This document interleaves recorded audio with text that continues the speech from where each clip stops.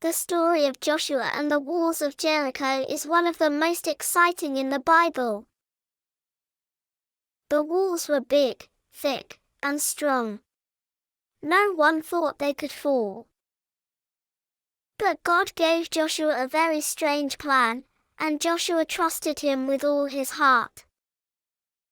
After Moses died, God chose Joshua to lead the Israelites.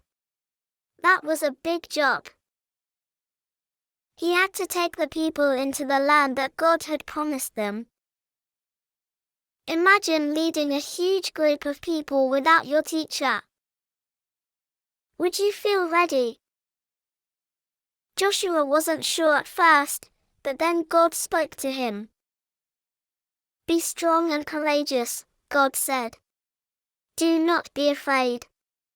I am with you wherever you go." That promise gave Joshua courage. He stood up and said, "Let's get ready.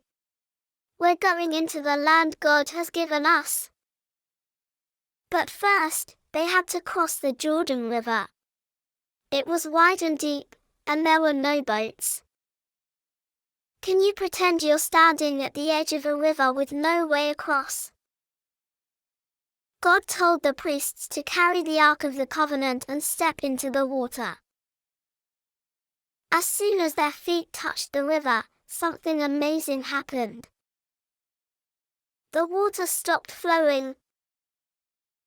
The ground became dry, and the whole nation walked across safely. God had made another miracle path, just like the Red Sea. After they crossed the river, they came to a big city called Jericho. Jericho had walls all around it, big, strong, tall walls. The gates were locked, and no one could get in or out. God said to Joshua, "I have given you Jericho. But you must follow my plan." And God's plan was not what anyone expected. God told Joshua, "March around the city once every day for 6 days. Don't say a word. Just walk. That's it. Just walk quietly." Can you pretend you're marching around a city without making a sound? No laughing. No talking. Just quiet footsteps. On the 7th day, God said, "March around the city 7 times. Then blow your trumpets and shout." So early that morning, they marched 1 time, then 2, then 3. Can you count with me all the way to 7? 4, 5, 6, 7. Then Joshua gave the signal. The trumpets blasted, toot toot toot. The people shouted as loud as they could. And guess what happened? Crash!